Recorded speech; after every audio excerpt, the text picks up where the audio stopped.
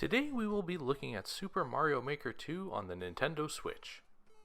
The original Mario Maker was a tailor-made game for the Wii U and its dual screens. But does the switch to a single screen presentation hurt the prospects of this game doing well? Nope. No, it does not. There are several modes in Mario Maker 2 that I will go over, as I've played more than the typical 3 hours I do when I review a game. I'll do this for a couple of reasons. 1, there is a lot of content worth discussing. And 2, maybe you're interested in Mario Maker 2 for reasons that I'm not interested, and I would be doing a disservice by not touching on them.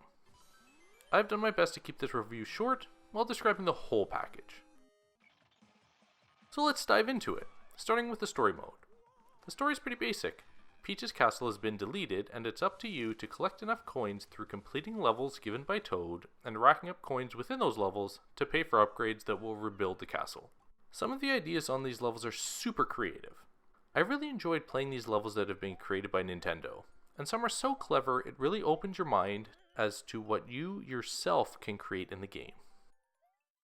So let's get creating. Building your own courses is difficult for a creativity lacking person like myself.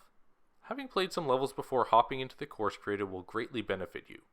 Keep in mind, to be able to create and upload a level, you need to be able to complete it yourself, but you also want other people to enjoy it. Think challenging but fair.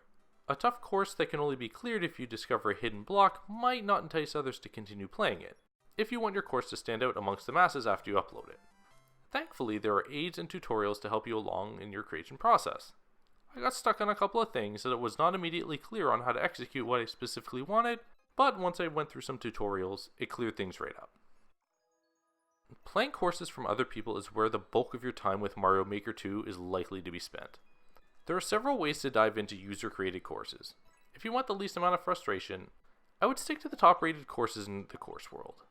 Choosing from a variety of different filters is great if you're looking for something specific, but I've so far only scrolled through the top courses and really enjoyed them. Endless mode is okay, but several of the levels I've come across have been little played courses that need some polish. I'm okay playing a tough level that is clever, but I do not enjoy courses that are needlessly cheeky. Take this expert course for example. I'm certainly missing something, because the clear condition is to find 375 coins to clear the level, and all I can find is 259. Backtracking to satisfy a criteria is not generally what makes a Mario game fun.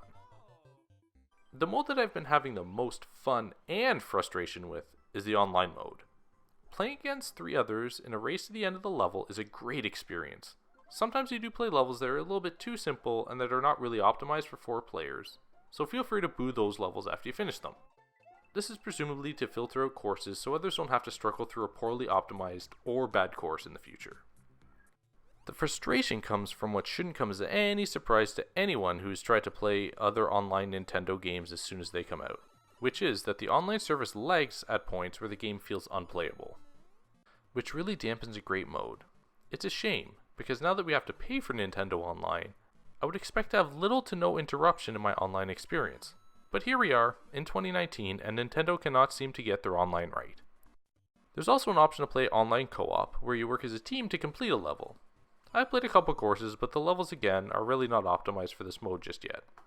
One of the criticisms with online has also been that Nintendo decided against allowing you to play with your own friends online, which is apparently being worked out and will become a mode in a later update.